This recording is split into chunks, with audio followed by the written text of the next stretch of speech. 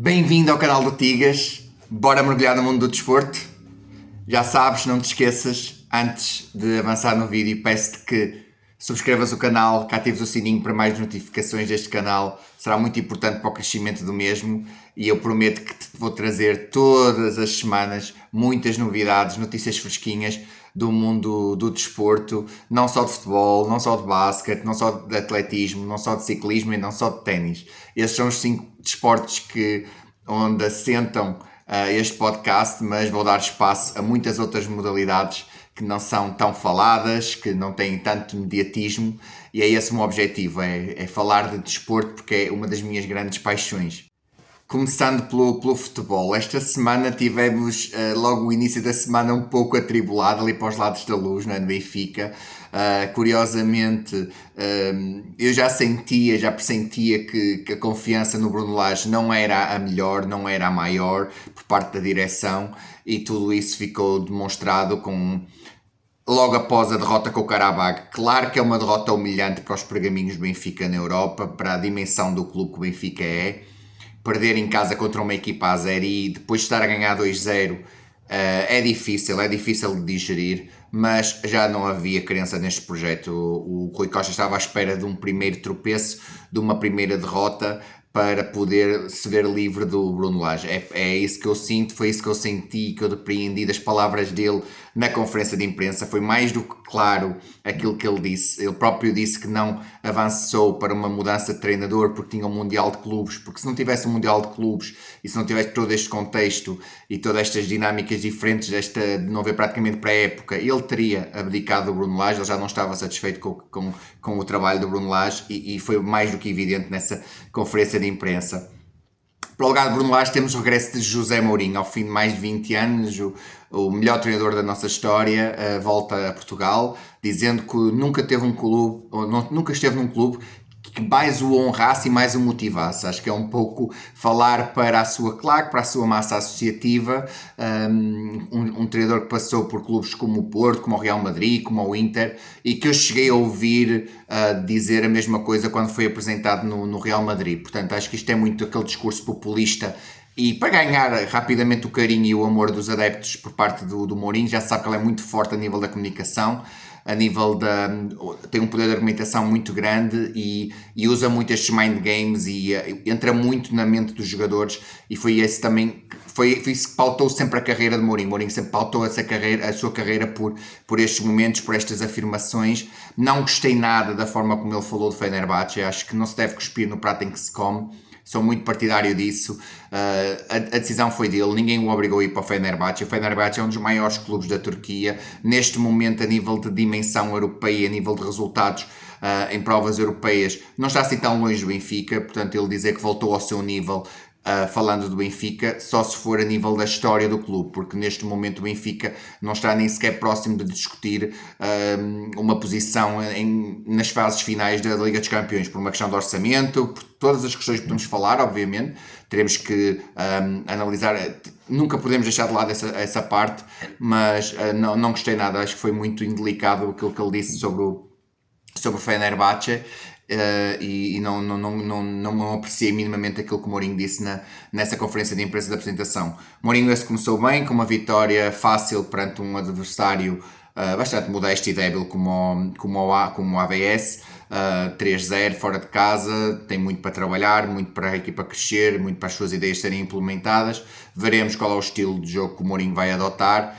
E estou expectante para perceber como é que vai ser o impacto de José Mourinho no futebol português. Acho que vai ser muito importante para a imprensa, para a cobertura mediática do Benfica. É uma personagem, é uma figura incontornável do futebol português e e é bom que ele tenha vindo para Portugal. Portanto, eu estou feliz por ele ter vindo para Portugal. Destacar também a vitória do Porto, 5 vitórias consecutivas, um grande início da época ao comando ou seja, ao serviço do Farioli. 6 vitórias consecutivas, e portanto está num bom caminho. É um projeto em construção, é uma equipa que ainda tem ali alguns processos e algumas coisas para limar, mas é normal, um novo treinador, um novo projeto, um novo plantel. Mas tem que destacar a exibição do Gabri Veiga, obviamente. O Sporting ganhou facilmente o seu jogo da Liga dos Campeões, mas hoje tem um jogo para a Liga. Veremos como é que será a resposta do Sporting a estas duas vitórias do Benfica. E no futebol também tem que destacar, obviamente, o grande clássico, já se tornou um grande clássico do futebol inglês, Arsenal-Manchester City. O Guardiola a ser cada vez menos fiel às suas origens e àquela que acredita. Nunca pensei ver uma equipa de Guardiola, nem é só pela questão da posse de bola, é mais pela postura extremamente defensiva, tirar o Foden, meter um central, tirar o Haaland, meter um médio defensivo. Foi algo que me surpreendeu bastante. Ele literalmente encostou o autocarro cá atrás, quase que tirava proveito disso e dividendos disso. Estava a ganhar por 1-0, era no terreno do Arsenal. O Arsenal é uma das equipas mais fortes do mundo, tem uma linha defensiva extraordinária, tem um grande meio campo, tem um ótimo ataque. O Gyökeres tarda ainda em adaptar-se a esse estilo de jogo, mas é uma grande equipa. O Arsenal pressiona muito, tem uma intensidade exibicional muito grande e pronto, e tal terá sido um ato humilde da parte do Guardiola de perceber que neste momento não tem andamento para conseguir jogar de igual para igual com o Arsenal e está tudo certo. Eu simplesmente fiquei um pouco chocado e estupefacto quando vi, nem digo a tática, mas quando ele acaba em 5-4-1, apenas com um jogador como referência atacante, inicialmente o Doku, depois um Doku extenuado, sai para o lugar do Savinho. Enfim, uma total adulteração de tudo aquilo que eu admiro no Guardiola. Eu sou um grande fã do Guardiola. E custou-me ver ele adotar uma estratégia ultra defensiva, a pensar mais no resultado do que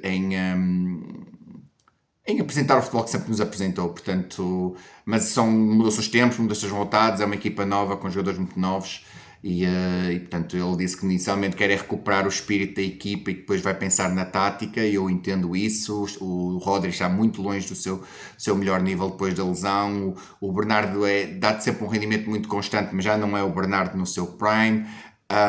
Tem ali jogadores que eu gosto muito, como o Reinders, como o Doku. O Haaland é um matador, mas falta ali algumas coisas no City para eles poderem voltar a ser o que já foram e poder lutar por todos os títulos. E estes são os meus destaques do futebol desta semana. No ciclismo tivemos provavelmente a imagem da semana, a imagem desportiva da semana. Eu nunca pensei na minha vida ver o Pogačar a ser ultrapassado, a ser dobrado, como se diz na gíria ciclística, por um outro ciclista, fosse ele quem fosse ele o monstro do contrarrelógio, como é o Remco Evenepoel. O belga é extraordinário nessa disciplina, tricampeão do mundo de forma consecutiva, para o ano já está a pensar ganhar o Tetra. É mesmo muito bom nessa disciplina. Foi um contrarrelógio de 46 km, de 40 km, 600 metros, se não me engano, exatamente, em Kigali, no Ruanda, o primeiro campeonato do mundo numa região daquelas. Ninguém sequer sabia que havia alguma possibilidade de se realizar um Mundial de Ciclismo no Ruanda. Teremos a prova de estrada no próximo domingo, veremos como é que esta derrota copiosa do Pogačar perante o Evenepoel, como é que ele vai reagir. Eu acredito que ele é um campeão, ele sempre mostrou ser um campeão. É verdade que ele compete em muitas provas, é verdade que ele vai a todas, é verdade que ele provavelmente podia fazer uma gestão diferente do calendário dele, mas é isto também que o diferencia dos demais. O Pogačar não compete apenas nas grandes voltas, não compete apenas só por ganhar o Tour, por ganhar o Giro, por provavelmente no próximo ano ir à Vuelta. Ele compete para ser o melhor de sempre, para ir aos Mundiais, para ir à Paris-Roubaix, para ir às Clássicas, para ir ao Grande Prémio de Montreal na semana passada, dar uma vitória a um colega, num gesto de generosidade extraordinário com o Brandon McNulty, e depois voar para o Ruanda sem ter praticamente tempo de treino numa bicicleta de contrarrelógio e saber dos riscos que corria, sabia que podia ter este resultado. Acredito que ele não pensava nunca que poderia ser dobrado pelo Remco Evenepoel, ainda para mais porque o Remco saiu com 2 minutos e meio de atraso. Ou seja, ele teve que ter um contrarrelógio mesmo muito, muito abaixo das expectativas, muito abaixo do seu nível e do seu potencial para ser dobrado pelo Evenepoel. É uma das grandes imagens da semana, não há dúvidas, e nunca pensei ver, mas lá está.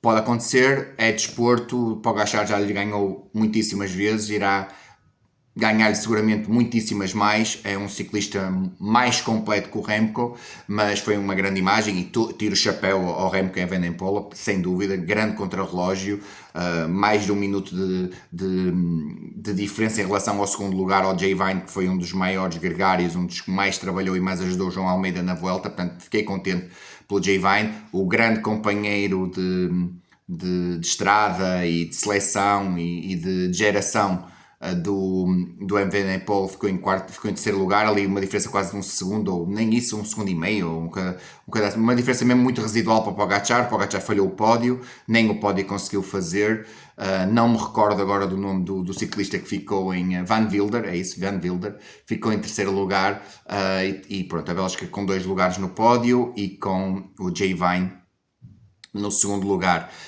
Veremos como é que vai ser a prova da estrada. Estou um pouco curioso para perceber como é que vai ser a resposta do Pogacar. Acredito que vai responder à campeão e provavelmente vai conseguir revalidar o título campeão mundo de estrada, e mesmo que não consiga, vai dar espetáculo de certeza absoluta. No ciclismo também é pena que não tenhamos tido a participação do João Almeida. Como eu disse anteriormente, eu entendo perfeitamente as razões pelas quais ele não participou. Vinha muito cansado, muito desgastante a nível mental e fisicamente da Vuelta. Vai participar agora nos europeus, é uma das nossas um dos nossos grandes nomes, uma das nossas grandes apostas para fazermos uma grande figura no europeu. Portanto, foi pena que o João Almeida não tenha decidido não participar destes mundiais, mas acredito que tenha sido a decisão mais correta, e ansioso pelos europeus de estrada. Veremos o que é que vamos fazer na próxima competição e o que é que o João Almeida nos pode dar e pode trazer para o desporto nacional. E estes são os meus destaques de ciclismo desta semana. No ténis não tivemos assim torneios de grande dimensão novamente, mas tivemos torneios que eu particularmente gosto. A Laver Cup é um torneio de seleções, resto do mundo contra a Europa. No início foi muito dominado pela Europa, agora o resto do mundo está a aproximar-se. Neste momento tem 4 vitórias para a Team Europa e 3 vitórias para o resto do mundo. O resto do mundo ganhou. Ganhou a 15-9. É um formato diferente. Todos os dias as vitórias têm uma pontuação diferente. No primeiro dia cada vitória vale 1 ponto, no segundo dia cada vitória vale 2 pontos, no terceiro dia cada vitória vale 3 pontos.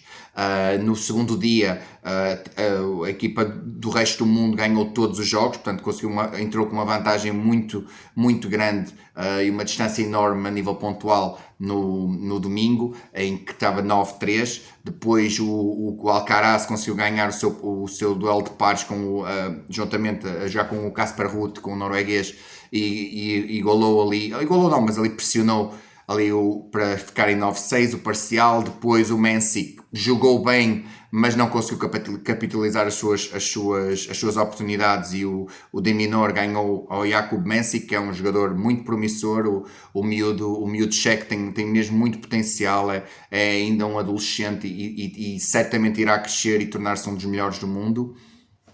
Destaque também para as 2 grandes exibições individuais do Taylor Fritz. Ganhou de uma forma categórica ao Carlos Alcaraz. Ao fim de 69 dias o Alcaraz perdeu. Ninguém é invencível, ele não o é. As condições do corte eram lentas, mas eram lentas para os 2. O Fritz fez uma enorme exibição e ontem comprovou com a exibição que deu a vitória ao resto do mundo. Ficou 15-9 o parcial. E o Fritz faz uma exibição descomunal contra o Alexander Zverev. Um Alexander Zverev limitado fisicamente, é verdade, mas todo o mérito para o Fritz, porque fez uma extraordinária exibição. As 2 exibições, os 2 jogos individuais que ele jogou de uma forma brilhante. Foi o melhor ténis que eu vi na carreira do Fritz. Veremos como é que será agora o resto da época, o fim da época para ele. Eu sempre achei que o Taylor Fritz tem um potencial extraordinário. Ele tem um grande serviço, tem uma grande resposta, tem uma boa esquerda, tem que melhorar ali um bocadinho a direita e tem que melhorar a nível mental. Acima de tudo, eu acho que tem que trabalhar mais a parte mental. O Taylor Fritz já teve jogos em que pôde ganhar jogadores do topo mundial e não o fez porque mentalmente sucumbiu, porque eu acho que a nível de condições e de recursos tenísticos ele tem-nos dentro dele para poder ganhar esses tenistas. Precisa só trabalhar mais a parte mental. No feminino, e apesar de eu ser um grande fã da Itália, eu pensei que poderíamos ter um novo vencedor. Quando eu vi que a Itália se apurou na final contra os Estados Unidos, eu particularmente gosto muito da Jéssica Pegula, acho que é uma excelente jogadora, muito consistente, muito sólida. Não é uma jogadora que tenha uma pancada descomunal, que tenha o ténis mais bonito de todos, mas eu gosto particularmente da Jéssica Pegula porque ela é uma lutadora, é alguém que luta muito, constantemente contra a pressão de ser filha de um multimilionário. Eu ainda lhe tiro mais o chapéu, ainda lhe dou mais valor por ele, para ela continuar a jogar, para ela jogar ténis e querer ser algo diferente e não só a filha de. Portanto, dou-lhe todo o mérito por isso e acho que tem muitas capacidades, tem muita qualidade, já esteve perto de ganhar um grande slam, está ali sempre a bater à porta de grandes títulos. Podia ter sido a heroína dos Estados Unidos contra a Itália, mas a Itália é bicampeã da Billie Jean King Cup, do campeonato de seleções, por assim dizer, ou seja, torneio de seleções feminina, que foi realizado na China. Mais uma vez, Yasmin Paolini com recuperações extraordinárias. Destaco principalmente o jogo com a Svitolina. A Svitolina é essa que lhe tinha ganho certamente numa das rotas mais cruéis da carreira dela em Roland Garros, em que ela teve match points, teve uma vantagem descomunal, 7 e break acima em Roland Garros e não conseguiu defender os pontos da final de Roland Garros, e a partir daí a Paolini foi caindo na sua moral e na sua confiança. Não começou este torneio no melhor momento de confiança dela e conseguiu dar mais um título à Itália. Foi ela que deu o ponto decisivo. Tem que destacar a grande exibição de Elisabetta Cocciaretto contra a Emma Navarro. A Emma Navarro também tem muito potencial, tem 23 aninhos, norte-americana. Não entendo porque é que a Coco Gauff não foi jogar a uma final para representar o seu país. A Coco Gauff foi porta-estandarte dos Estados Unidos o ano passado, nos Jogos Olímpicos, e acho que é nestes momentos que ela tem que representar a sua seleção.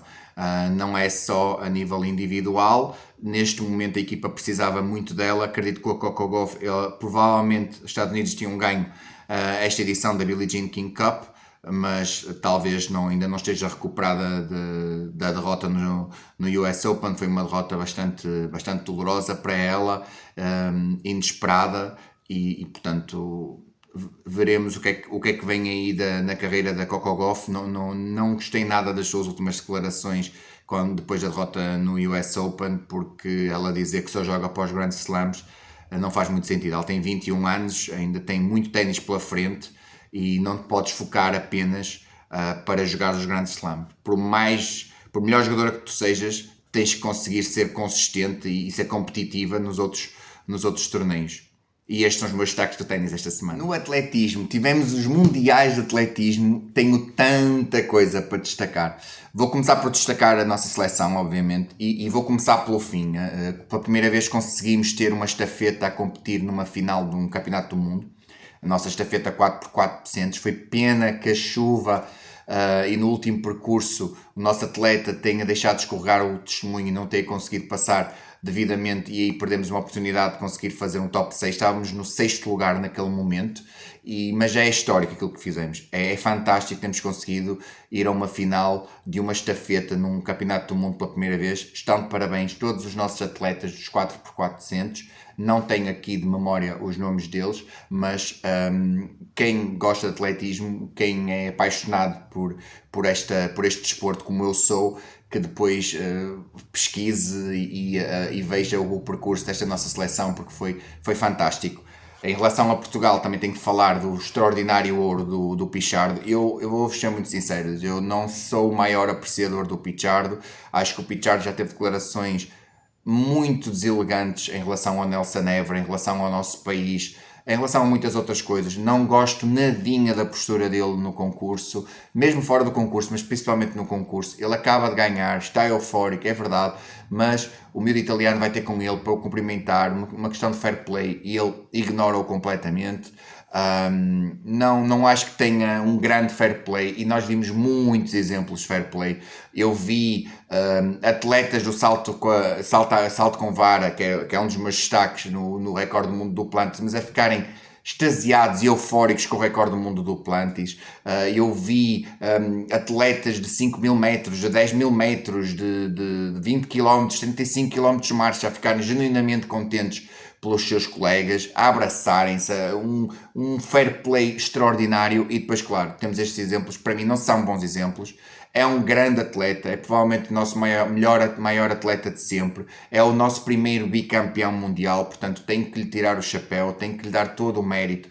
É um grandíssimo atleta, é um grande desportista, é um dos melhores triplo saltistas de sempre, não há dúvidas nisso, mas eu não consigo não destacar estes pormenorzinhos. Para mim são pormenorzões, são detalhes que para mim fazem toda a diferença, ainda para mais quando estes mundiais de atletismo foram pautados por tanto fair play, não é? Portanto, nesse aspecto eu tenho mesmo que enaltecer mais os grandes exemplos do que aqueles que não são tão bons exemplos, digamos assim.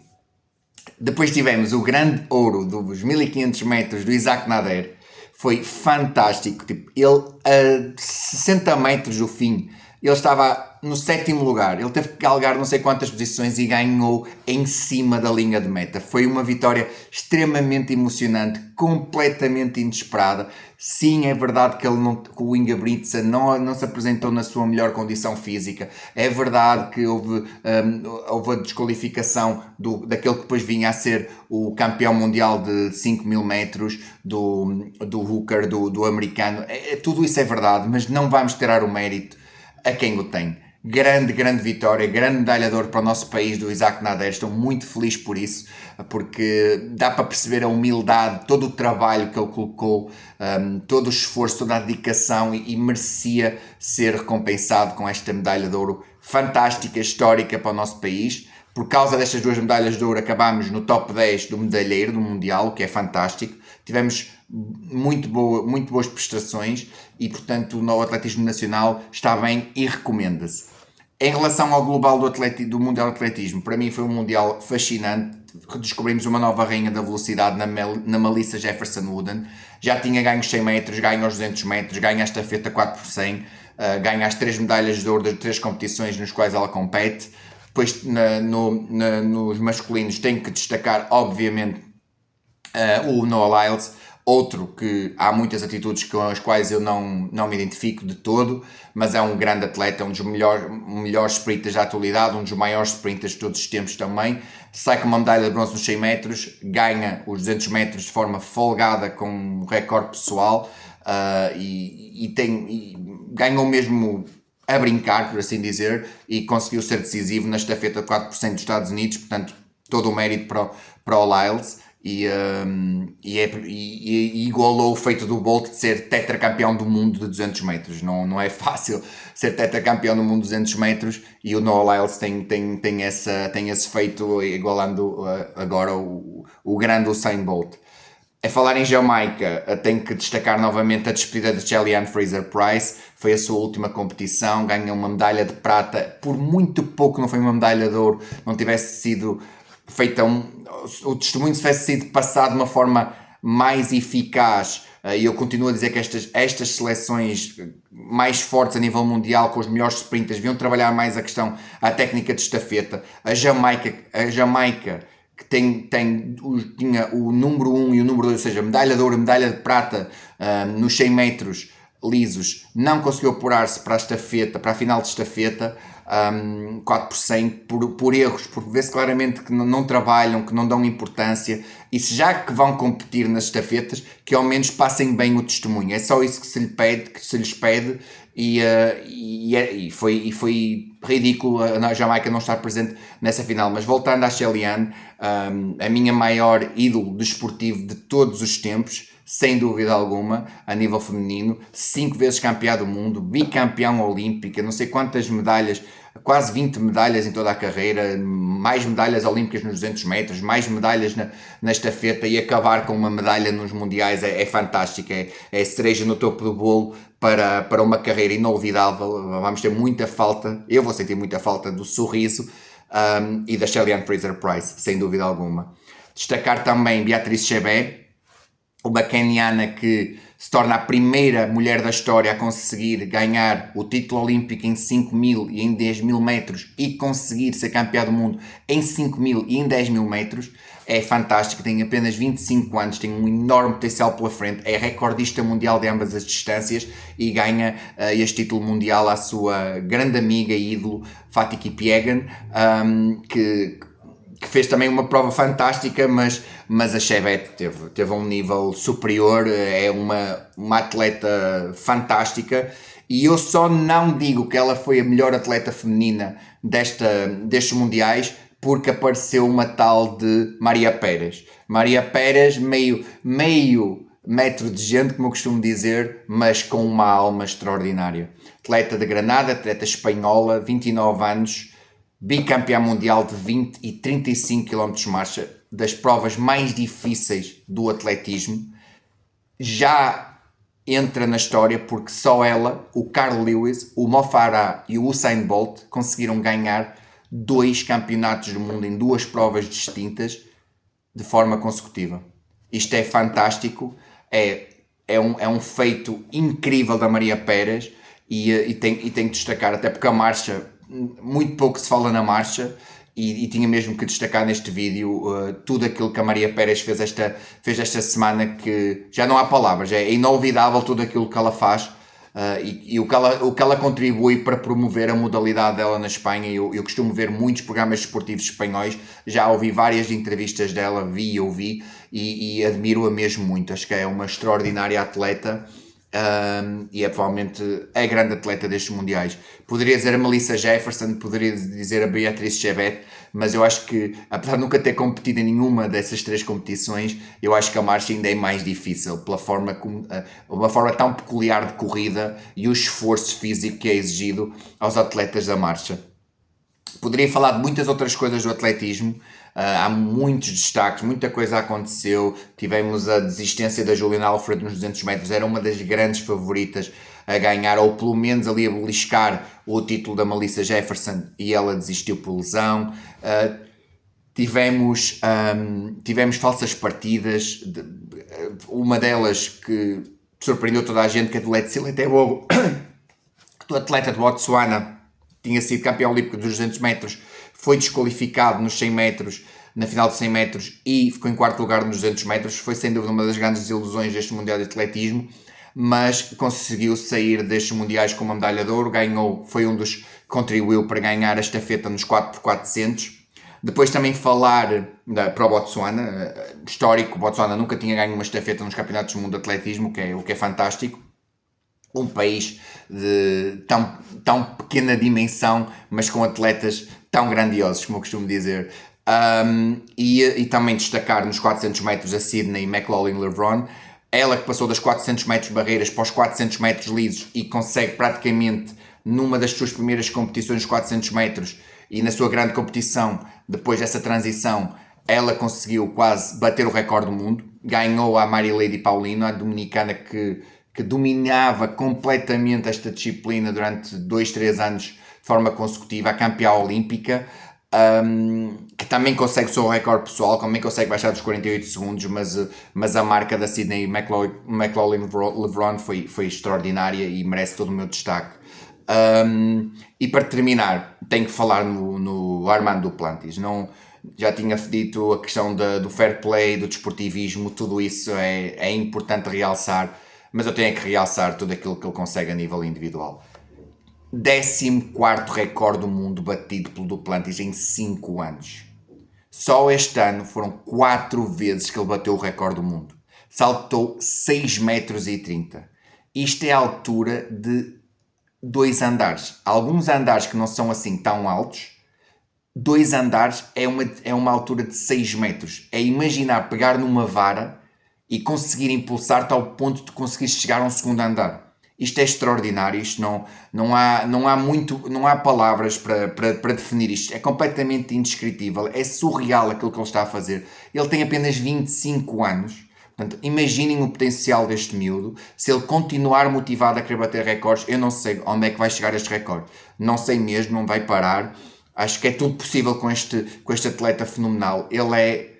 ele é do outro mundo, é o melhor atleta da atualidade, é o maior atleta da atualidade, aquilo que ele consegue é fantástico, e por isso é que todos os colegas dele de competição, e o Karalis, o grego, é o único que tenta chegar perto dele, mas fica para aí a 30 centímetros, mas mesmo assim fica contente por ele, porque sabe que está a ser feita a história na sua modalidade. Isso é tão bonito, o desportivismo, o fair play, esses são os valores do desporto, ficares contente pelos teus colegas, dares o melhor de ti, mas reconheceres quando o outro é melhor, não há problema nenhum. Perder contra o Duplantis não tem desprestígio nenhum, muito pelo contrário. Perder contra o Vingard, no caso do João Almeida, não é desprestigioso de maneira alguma, é perder para um dos maiores ciclistas do mundo. Portanto, competir é importante, ganhar é importante, mas estes valores devem sempre ser prezados e nunca devem ser perdidos. O fair play e o desportivismo deve sempre prevalecer, tal como em tudo na vida, não só no desporto, mas agora falando no atletismo, é mesmo isso que eu quero destacar. Havia muitas outras coisas que eu podia ter falado,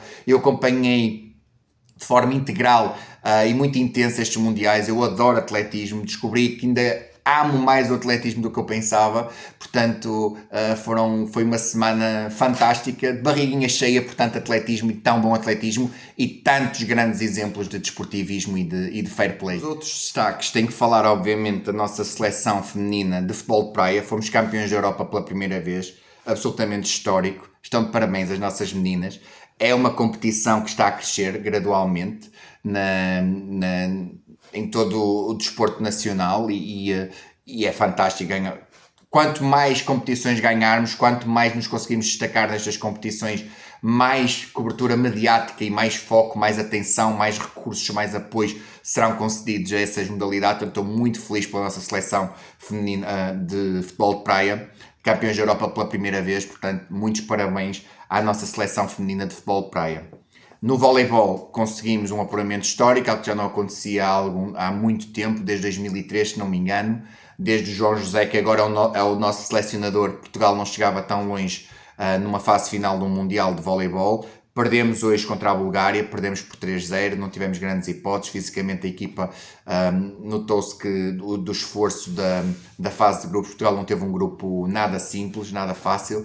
A Bulgária ainda não perdeu nenhum jogo, é uma das grandes sensações da prova, está nos quartos de final de forma justíssima, mas tem que enaltecer a prestação da nossa seleção, conseguir apurar-se para os oitavos de final ao fim de tanto tempo, é acreditar, é continuar a acreditar nesta geração, é continuar a acreditar no comandante do Leme, que tem muita experiência, conseguiu um oitavo lugar num campeonato do mundo como jogador e acredito que será a pessoa indicada, a pessoa ideal para poder levar esta geração a lugares cimeiros, quem sabe um dia atingir os quartos de final de um Mundial de Voleibol, quem sabe um dia não lutar por uma medalha olímpica no torneio de voleibol. Tudo é possível e nós estamos a crescer muito, tal como estamos a crescer muito no handball.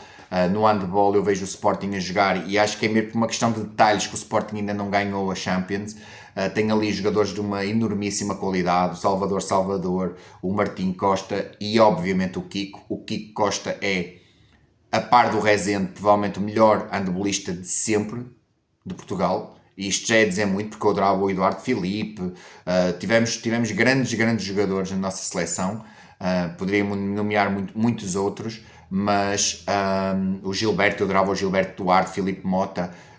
Tivemos grandes jogadores na nossa seleção, mas no nosso país, e mesmo os naturalizados, o Salinas, o Iturriza, tivemos mesmo. Somos um país que já teve grandes jogadores de handball, mas o Kiko Costa é fantástico. É um miúdo ainda, tem imensos anos pela frente, é titular desde os 16 anos, é um dos melhores jogadores da Europa, foi considerado o melhor jogador jovem do último europeu, portanto, ou do último Mundial, julgo que foi, ou o Europeu ou o Mundial, estou na dúvida, mas é um dos grandes talentos do handball mundial, é português, chama-se Kiko Costa, joga no Sporting, e é uma delícia vê-lo jogar handball. E o Sporting começou bem esta campanha na Champions. Acredito que o Sporting no ano passado, com um bocadinho de sorte, tinha conseguido chegar à final da Liga dos Campeões. Faltou-lhe ali um bocadinho de sorte, um bocadinho de experiência, um bocadinho de matreirice, mas estão as bases sedimentadas. Tem um grande treinador, que foi um grande jogador, Ricardo Costa, um grande ponta. Portanto, veremos o que é que o Sporting vai fazer este ano. porque eu acredito muito no potencial desta equipa. Acho que esta equipa pode mesmo trazer o primeiro título europeu de grande dimensão para o handball nacional.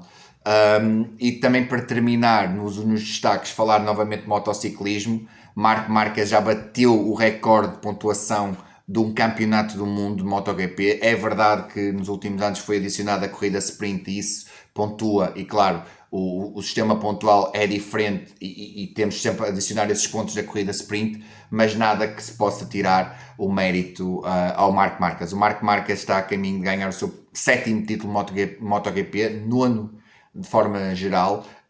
Ganhou depois de ter caído na corrida sprint, ter caído, não ter pontuado, ganhou de forma categórica no Grande Prémio de San Marino. Tem uma vantagem pontual descomunal, pode ser campeão no próximo fim de semana, e ao regresso do grande Marc Marquez. Foram 5, 6 anos de muitas lesões, de más decisões, de se calhar dele ter perdido a motivação ali a meio caminho, por tantas lesões, por tanta crítica, pela forma agressiva dele de estar em cima de uma moto que muita gente não entende. E já de volta ao Marc Marquez. Eu admiro muito o Marc Marquez, é sem dúvida um dos meus grandes ídolos do desporto da atualidade, e estou muito feliz por ele e por este regresso.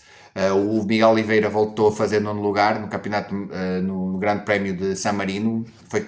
Foi a primeira vez que ele conseguiu dois resultados tão consistentes, 2 top 10 de forma consecutiva em dois grandes prémios. Portanto, acredito que vai terminar bem esta sua última época. Quem sabe, eu espero que não seja a sua última época. Acredito que em 2027 ele vai voltar a ter uma equipa que aposte nele, porque ele tem muita qualidade, é um grande piloto, mas para já, no fim desta época, haverá um interregno, não teremos Miguel Oliveira no MotoGP, e é triste que assim seja. Chegamos à reta final do nosso episódio de hoje. Volto para a semana com promessa de mais desporto. Conto contigo desse lado.